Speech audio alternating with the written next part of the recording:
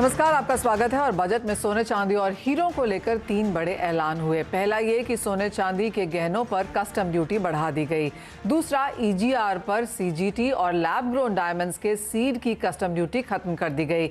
इन तीनों फैसलों का इंडस्ट्री पर कितना असर पड़ेगा, आगे जाकर कंज्यूमर के ऊपर भी इसका क्या इम्पैक्ट रह सकता है, इस पर बात करने के लिए हमारे साथ आज मौजूद हैं India gem and jewellery domestic council के chairman Sanyam Mehra, Krishna diamond jewellery के founder and MD Ghanshyam Dholakia, साथ ही ऑगमन गोल्ड फॉर ऑल की head of research Ranisha Chanani भी हमारे साथ जुड़ी हैं। पहले हम यहाँ पर सोने पे ही बात कर लेते हैं। और इस हफ्ते बजट तो रहा ही, साथ ही हमने यूएस फेड की मीटिंग भी आते हुए देखी और जिस तरह से यूएस डॉलर में मूवमेंट हुई उसका सहारा यहाँ पर सोने के भावों को मिला। हमने ऑल टाइम हाई प्राइसेस यहाँ पर सोने में आते हुए देखे। उसके बाद ऑफ कोर्स जैसे जैसे हम हफ्ते के अंत की तरफ बढ़ रहे हैं, कुछ मुनाफा वसूली भी यहाँ देखने को मिली है। रनिशा, सबसे पहले आपसे गोल्ड के प्राइसेस पे ही चर्चा करना चाहेंगे। जिस तरह की मूवमेंट हमने यहाँ पर आते हुए देखी है, कितना हिस्सा यूएस फेड का है और कितना आपको लगता है बजट की मूवमेंट थी? जी, मुझे लगता है कि 70-80% जो हिस्सा है वो यूएस फेड की मीटिंग के ऊपर। Hello, can you hear me? हाँ जी रनिशा, आप कह रही थी 70 से 80% जो सोने में मूवमेंट हुई है वो यूएस फेड की वजह से हुई है। यस, एंड 20% मुझे लगता है जो बजट का एक्सपेक्टेशन थी कि यूएस जो एक्सपेक्टेशन थी कि गोल्ड में इंपोर्ट ड्यूटी कट होगी, वो नहीं हुई। इस वजह से हमने देखा कि शॉर्ट कवरिंग आए। कल जो देखा था हमने कि गोल्ड में इतनी बड़ी मूवमेंट आई थी from $1900 on down side and upside में 1975। ये $75 की मूवमेंट बहुत ज्यादा कही जाती है विद इंट्राडे स्विंग। तो मुझे लगता है $1900 का बहुत इंपॉर्टेंट सपोर्ट बन गया है। 3-4 बार प्राइसेस से टच करके वापस ऊपर की साइड सपोर्ट ले रही है। तो आउटलुक अगर कहें तो 1900 से नीचे सस्टेन करती है प्राइसेस आज नॉन फार्म पेरोल का डेटा है। और जिस तरह से फेड का आउटलुक डॉविश और स्टांस डॉविश है आगे चल के, मुझे लगता है अगर 1900 के नीचे हम सस्टेन करते हैं या वीकली क्लोजिंग देते हैं तो थोड़ा बहुत यहाँ से प्रॉफिट बुकिंग देखा जा सकता है। डाउन साइड में हम आने वाले दिनों में 1800 तक डॉलर्स तक भी प्राइसेस को जाते हुए देख सकते हैं अगर 1900 के नीचे सस्टेन हुआ तो। अगर ये रेंज सस्टेन नहीं होती है अपसाइड में $1960 $1970 के ऊपर प्राइसेस सस्टेन करते हैं तो yes, new record highs on the way. And अगर आप इंडियन टर्म्स में इसे देखेंगे तो मुझे लगता है कि 57,000 जो है इम्पोर्टेंट सपोर्ट लेवल बन चुका है। जब तक उसके ऊपर प्राइसेस सस्टेन्ड है तो 60,000 इज ऑन द वे। अगर 57,000 टूटता है तो 55,000 डाउन साइड में मुझे लग रहा है। 55,000 तक के स्तर भी नीचे देखने को मिल सकते हैं। लेकिन इंपॉर्टेंट ये है कि अगर हम $1970 के ऊपर के लेवल्स यहाँ पे बनता हुआ देखते हैं तो ही रास्ता यहाँ पर और हाइज के लिए खुलता है। In any case industry of course in levels को यहाँ पर वॉच कर रही है। लेकिन अगर आपने सोना खरीद के रखा है, आप इन्वेस्टर हैं, तो क्लियरली आप घर बैठे बैठे फिलहाल यहाँ पर वेल्थ कमा रहे हैं। ये ऑफकोर्स ताकत हमेशा सोने की रहती ही है। संयम, आपसे भी जानना चाहेंगे, लास्ट क्वार्टर यहाँ पर काफी बेहतरीन था लेकिन जनवरी के महीने में खरीदारी थोड़ी सी यहाँ पर कम रही। क्लियरली ऐसा होता भी है क्योंकि बाजार को इंतजार होता है बजट के आने का, और इस बार तो यूएस फेड भी यहां पर काफी इंपॉर्टेंट था उस लिहाज से देखने के लिए। जिस तरह से बाजार की एक्सपेक्टेशन थी कि शायद ड्यूटी में रेट कट देखने को मिलेगा, वो तो आया नहीं। इंस्टेड ऑफ दैट हमने चांदी में भी एक रेट अलाइनमेंट आते हुए देखी, वहां पर भी एक बढ़त बनती हुई नजर आई। एज एन इंडस्ट्री इसे कैसे देखते हैं आप? देखिए, पूरी इंडस्ट्री की एक सोच थी कि ड्यूटी कम से कम 2 to 4% घटेगी, जिसकी वजह से एमसीएक्स के अंदर प्राइसेस भी 2% डिस्काउंट में चल रहे थे बजट के दिन तक। जैसे ही रेट्स आए तो उसके बाद 500 to 600 रुपीस के रेट्स बढ़ गए एमसीएक्स के अंदर और गोल्ड मार्केट के अंदर। लोगों को बहुत डिसअपॉइंटमेंट थी क्योंकि काफी सालों से हम सोच रहे हैं कि ड्यूटी घटेगी और पैरेलल मार्केट जो है, ग्रे मार्केट है, जिसके अंदर ये डिफरेंस रहता है गोल्ड का, ग्रे मार्केट का और बिल के अंदर जो गोल्ड का, उससे लेजिटिमेट बिजनेस करने वालों को काफी तकलीफ होती है।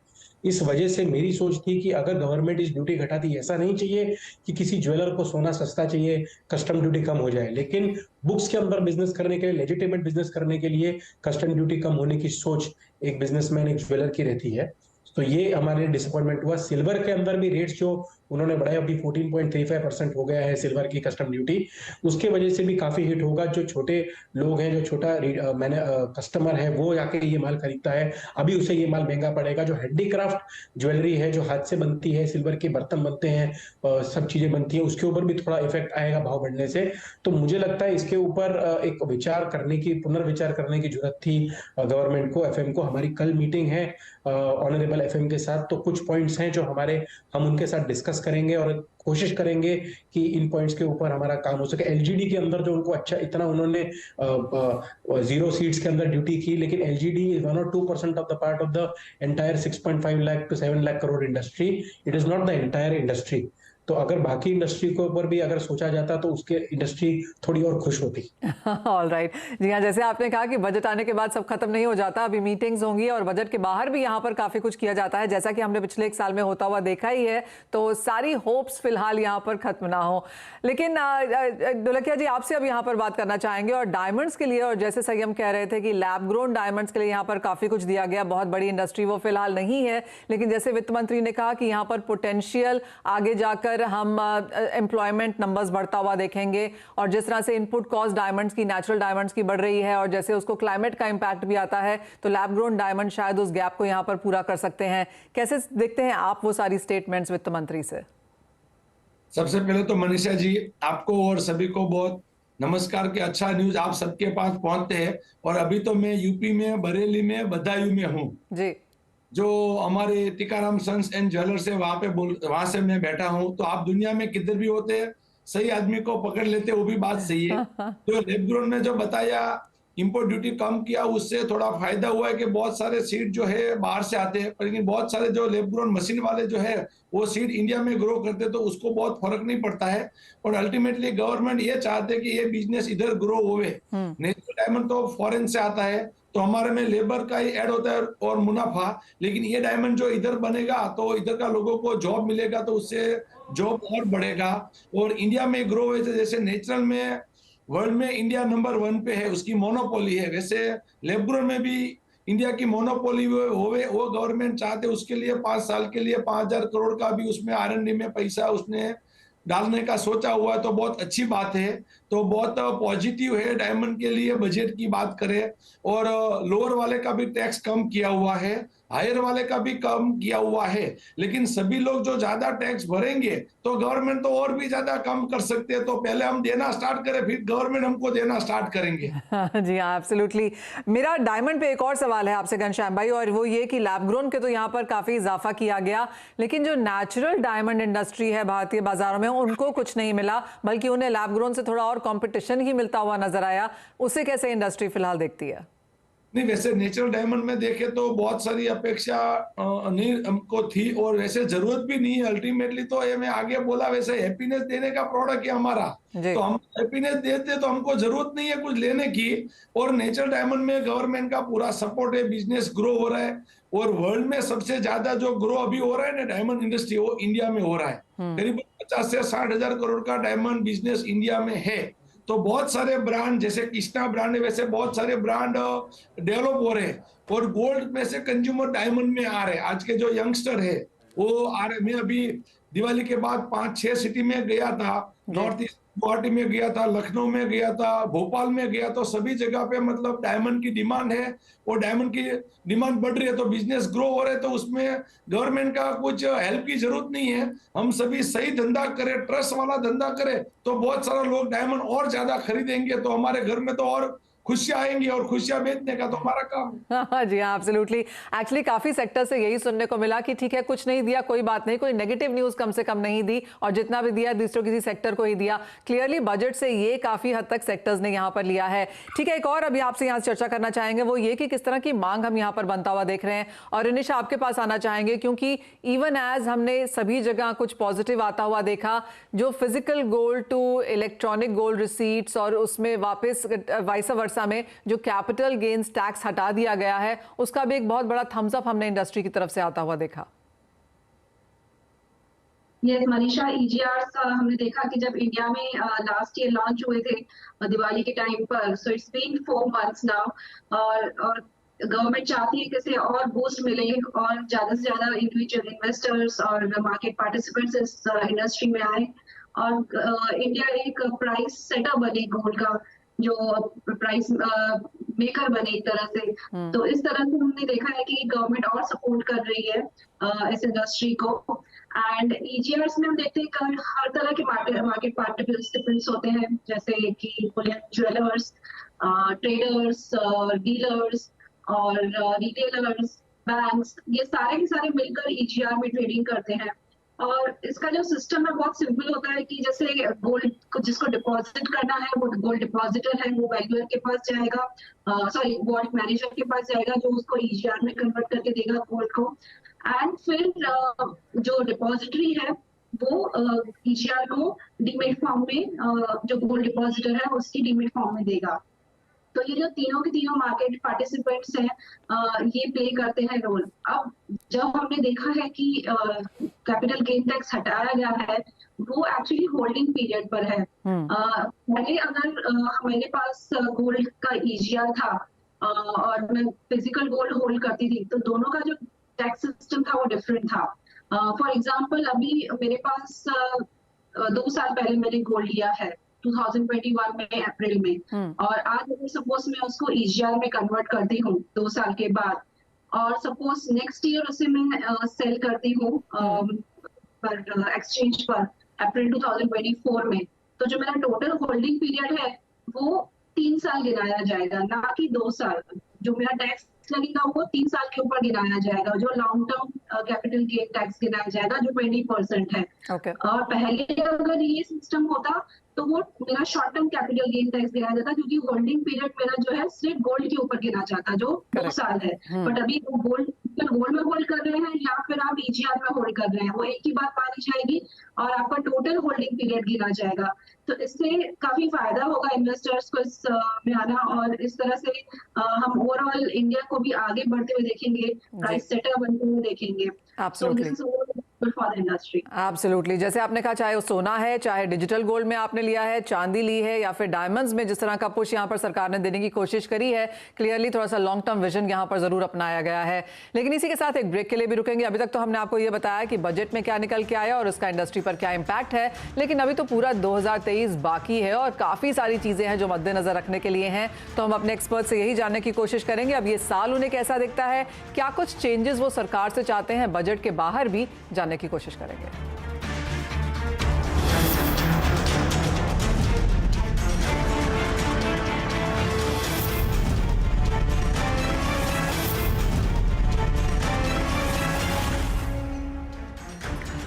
आपका स्वागत है। और बात ऑफ कोर्स हम यहाँ पर इंडस्ट्री की कर रहे हैं जहाँ पर बुलियन और डायमंड सभी के लिए बजट में से कुछ निकल के आया, लेकिन बजट के बाद भी यहाँ पर काफ़ी कुछ होता है। बजट के बाहर भी काफ़ी सारी मीटिंग्स की जाती हैं और पार्लियामेंट सेशन क्लियरली उसके लिए ही है। डायमंड से ही शुरुआत करेंगे और घनश्याम भाई ये सवाल आपसे है, जिस तरह की एज ऑफ नाउ मांग है ये माना जाता है कि लैब ग्रोन डायमंड्स की जो इंडिया में इंडस्ट्री है वो करीब 2 से 5% है, अंतर्राष्ट्रीय बाजारों में अब इसका 15% जितना मार्केट शेयर बन चुका है। क्या आने वाले समय में आप एक बहुत बड़ा टर्न अराउंड यहाँ पर आता हुआ देखते हैं? इंडिया में अभी जो डायमंड इंडस्ट्री में जो लैब ग्रोन इंडस्ट्री 2 से 5% है, लेकिन जो मैन्युफैक्चरिंग हो रहा है, जो ग्रो हो रहा है उसमें करीबन 70% इंडिया के पास है। ओके, मेरा आवाज आया? हाँ जी, हाँ जी। तो जो ग्रो हो रहा है उसमें 70-80% इंडिया के पास है। और अभी इंडियन मार्केट में बात करें तो इंडिया मार्केट में इतना अभी लैब ग्रोन का इतना यूज नहीं है, क्योंकि इंडिया में अभी भी लोग ये चाहते हैं कि मैं वापस देने के लिए जाऊंगा तो कितना आएगा। अच्छा, ये तो मशीन मेड है तो डे बाय डे प्राइस भी लास्ट 3 साल में कम हुई है और भी आगे कम होगी। उसके लिए रिटर्न वैल्यू इंडिया में पहले देखते हैं उसके बाद खरीदते हैं। जैसे फॉरेन में रिटर्न वैल्यू का कुछ नहीं है, खरीदा यूज किया, यूज एंड थ्रो जैसा है। तो उसके लिए अमेरिका में सबसे ज्यादा डायमंड का यूज हो रहा है, लेकिन ग्रो जरूर हो रहा है। हो सकता है कि फैशन में लोग यूज करेंगे। जी हाँ, तो एब्सोल्युटली घनश्याम भाई, एक और चीज, एज ऑफ नाउ अगर हम लैब ग्रोन डायमंड देखें और नेचुरल डायमंड देखें तो लैब ग्रोन कितने डिस्काउंट में है नेचुरल डायमंड के लिहाज से? डिस्काउंट में जो रियल डायमंड का 100 रुपया थे उसके सामने ये लैब ग्रोन का देखे तो 7 से 8 रुपया है, मतलब 93% कम है। तो दूसरी साइड देखे तो इतना कंपेयर जैसा भी नहीं है, क्योंकि 100 और 97% की कंपेयर नहीं होती, मतलब 70-80 नजदीक हुए तो कंपेयर हुए, दोनों अलग ही चीज है। लेकिन डायमंड जैसा है उसके लिए डायमंड के साथ कंपेयर होती है। लेकिन ये तो मेरे को लगता है कि फैशन में यूज होगी, यूज एंड थ्रो में यूज होगी। जैसे ड्रेस के हिसाब से लोग कपड़ा अलग अलग चप्पल पहनते हैं, पर्स रखते हैं, उसके हिसाब से ज्वेलरी बनाएंगे और उसके हिसाब से ज्वेलरी का यूज होगा। ऑल राइट, यानी कि इन्वेस्टमेंट के तौर पे फिलहाल भी आपको नेचुरल डायमंड लेना होगा, लेकिन लैब ग्रोन इंडस्ट्री क्लियरली यहाँ पर बढ़ती हुई नजर आ रही है और वित्त मंत्री ने काफी सपोर्ट भी इसे किया है। तो यही सवाल अब घनश्याम जी आपसे है कि बजट तो यहाँ पर अब आके चला गया, लेकिन आगे अब क्या एक्सपेक्टेशन है 2023 से, डिमांड के लिहाज से और गवर्नमेंट सपोर्ट के लिहाज से? नहीं, गवर्नमेंट सपोर्ट को तो ऐसे बहुत जरूरत नहीं है। इजी डूइंग बिजनेस है, बिजनेस को सपोर्ट कर रही है गवर्नमेंट, फिर मोदी सरकार होवे या तो केंद्र की सरकार होवे, बिजनेस को डेवलप करे, उसका कोई भी प्रॉब्लम प्रश्न होवे तो गवर्नमेंट सुन रही है। और इंडिया ग्रो हो रहा है, उसमें वो सबसे बड़ा वही राज है कि सभी लोगों को धंधा भी करने के पूरे वर्ल्ड की नजर इंडिया में है। और ये G20 जो मोदी जी होस्ट कर रहे, तो इंडिया के लिए प्राउड की बात है कि पूरे वर्ल्ड की नजर है। अभी कोई भी सिटी में जाओ तो G20 का माहौल बना हुआ है। तो बिजनेस करने वाले को सही बिजनेस करे, ट्रस्ट के साथ बिजनेस करे, तो बहुत सारा एक्सपांड करने का प्लान है। जितनी उसकी कैपेसिटी है उससे ज्यादा एक्सपांड करे। बाकी कंट्री में कोविड में गवर्नमेंट ने पैसा दिया था, उससे थोड़ा बबल हुआ था, लेकिन इंडिया में तो वो था ही नहीं। और बहुत अच्छी तरह से गवर्नमेंट ने कोविड पे भी कंट्रोल किया था। तो इंडिया में बहुत सारा पोटेंशियल है, दिल खोल के सभी को धंधा करना चाहिए। ऑल राइट, यानी कि अच्छी खासी डिमांड है बाजार में और हमने एक पेंटअप डिमांड भी बाजार में निकलते हुए देखी है, तो इसका एक सपोर्ट यहाँ पर मार्केट्स में जरूर है। संयम, आप कैसे देखते हैं, आपके लिए 2023 का आगे का क्या रोड मैप है? 750 टन के आसपास जो पिछले साल इंपोर्ट हुआ गोल्ड, आने वाले अगले साल के अंदर भी मुझे लगता है उतना ही गोल्ड अंदर आएगा। 15-20 दिन के अंदर थोड़ा मंदी थी, दिसंबर 15 से लेके आप समझ लीजिए 15 जनवरी तक थोड़ी सी मंदी थी ज्वेलरी की मार्केट के अंदर, कस्टमर्स बाय कम कर रहे थे। लेकिन अभी कस्टमर्स ये रेट एक्सेप्ट कर चुके हैं। $1925, $1900 के ऊपर या 57,000 58,000 के ऊपर का जो अभी गोल्ड रेट है, ये रेट अभी एक्सेप्टेबल हो गया है मार्केट के अंदर। तो वापस बायर्स आ गए। जैसे 40 लाख शादियां थी, अभी 10-15 लाख शादियां और पेंडिंग है फरवरी एंड तक। तो मुझे लगता है कि काफी अच्छी डिमांड है अभी। और जो लाइट वेट ज्वेलरी आ रही है या ब्राइडल की हैवी वेट ज्वेलरी आ रही है, जो बायर्स अभी बीच में 10-15 दिन रुक गए थे, वो भी अभी आगे आके बाइंग करने लग गए हैं। और मुझे लगता है कि जो डिमांड है ये साल वो भी बराबर रहेगी, सही रहेगी। अभी भी काफी नए शोरूम्स खुल रहे हैं सारे सिंगल स्टोर्स के, मल्टी कॉर्पोरेट्स के। मुझे लगता है कि आने वाला साल भी गोल्ड के लिए अच्छा रहेगा, डायमंड के लिए अच्छा रहेगा। जो रेट्स हैं वो 62-63,000 तक दिख सकते हैं अप्रैल एंड तक। 1,000-1,500 रुपए की रेट घट सकते हैं, उससे ज्यादा घटने का कोई स्कोप नहीं है एट प्रेजेंट। और मुझे लगता है कि एज इन्वेस्टमेंट भी लोग अच्छा बिजनेस कर रहे हैं। एब्सोल्युटली, तो चाहे वो इन्वेस्टर्स हैं, इंडस्ट्री है, डायमंड इंडस्ट्री है, सभी की एक्सपेक्टेशन यही है कि आने वाला साल यहाँ पर काफी बेहतरीन हो सकता है। एक फाइनल सवाल आपसे फिर निशा, ई गोल्ड, डिजिटल गोल्ड के लिए ये साल कैसा रह सकता है? हमने देखा है कि जो ओवरऑल जिस तरह से फिजिकल डिमांड कम हुई है मार्केट्स में, कहा जा रहा है 2 महीने से प्राइसेस काफी बढ़ चुके हैं, बट हमने डिजिटल गोल्ड में इनफैक्ट देखा है कि अच्छी डिमांड रही है। SIPs लोग करना पसंद कर रहे हैं क्योंकि प्राइसेस इतनी हाई है, तो लमसम में इन्वेस्ट करना थोड़ा किसी को मुश्किल लगता है। तो हमने देखा कि डिजिटल गोल्ड में SIPs काफी स्ट्रांग है और यही मानते हैं कि आगे चल के इस साल 2023 में हम और 2x 3x का ग्रोथ देख सकते हैं। मिलेनियल्स जो है और कई एज ग्रुप्स के लोग हैं अभी जो डिजिटल गोल्ड में इन्वेस्ट करना पसंद कर रहे हैं, और जिस तरह की स्कीम्स आती है उसमें भी काफी फायदा रहता है। तो as gold price are expected to touch 63,000 in 2023, मैं भी यही एडवाइस करूंगी, गोल्ड SIP कीजिए, हर लेवल पे एवरेज करते रहिए। डाउन साइड में 55,000 तक लग रहा है, अप साइड में 63,000 तक लग रहा है। यानी कि तेजी यहाँ पर बरकरार रह सकती है। इंडस्ट्री तो यहाँ पॉजिटिव है ही, और अगर आप इन्वेस्टर हैं, आपने गोल्ड लिया है तो यहाँ से और बढ़त है। आप लेना चाहते हैं तो करंट लेवल्स भी अच्छे हैं, क्योंकि यहाँ से भी माना जा रहा है कि 60,000 के ऊपर तक गोल्ड जाएगा, 62,000 तक भी जा सकता है। तो काफी पॉजिटिविटी क्लियरली यहाँ पर इंडस्ट्री में। संयम, बहुत शुक्रिया घनश्याम भाई आपका भी और निशा आपका सभी का साथ जुड़ने के लिए और वो तमाम डिटेल्स पर बात करने के लिए कि क्या बजट में निकल के आया और क्या अब एक्सपेक्टेड है 2023 से इस इंडस्ट्री के लिए। इसी साथ मुझे भी दीजिए इजाजत। नमस्कार।